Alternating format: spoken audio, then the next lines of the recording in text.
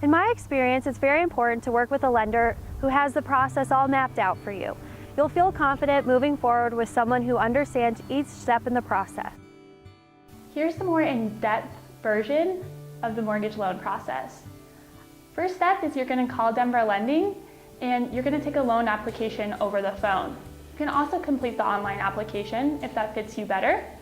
We'll do a preliminary file audit as well as pull credit at that time. We'll then set up a face-to-face meeting or a meeting over a webinar to discuss the financing options available to you. At that point, we'll request financial documents as well. Once we reviewed your financial documents, we'll send over your pre-approval letter to your agent, and Cassidy will take you out shopping for your new home. Once you've gone under contract on your new property, that's where the fun starts. So your file will then move over to processing. We'll also lock your interest rate at that point. My processor, Courtney, will request a number of documents from you. So you may request updated financial statements, as well as ordering your title, appraisal, and hazard insurance policies. Once she has gotten all the documents that she needs from you and you have viewed your initial disclosures, we'll be sending the file over to our underwriting department.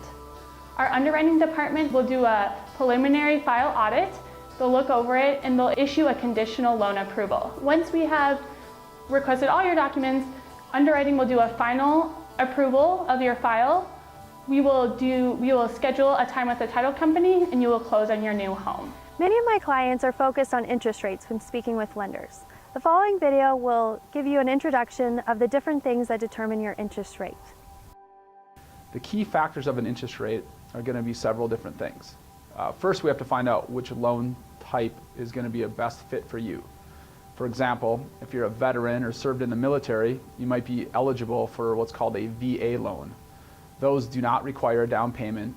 They're a lot more flexible on your credit score, and the interest rate is not so affected by how much money you put down or your credit score.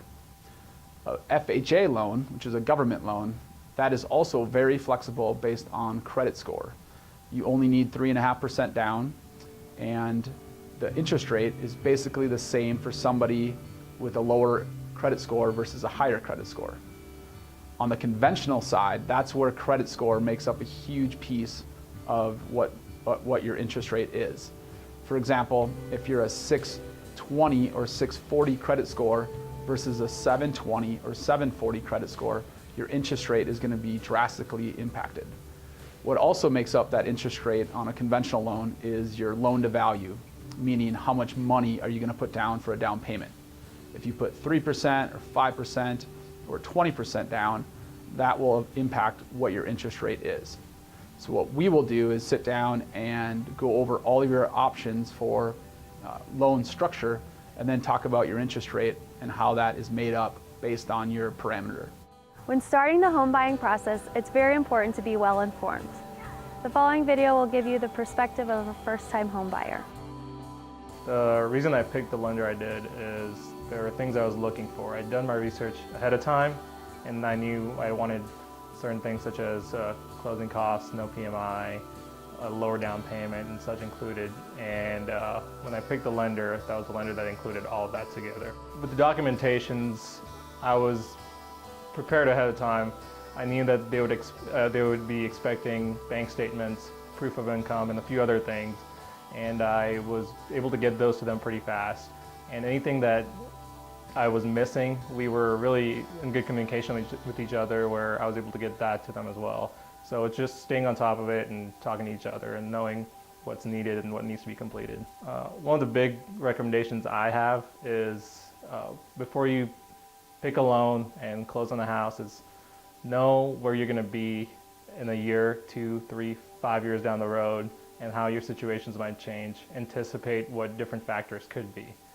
And that's something I did, and it's helped me out. And that's why I picked the loan I did, and it's worked out great so far. I've worked with countless lenders, and I'd love to be involved and help you through that process. Please give me a call.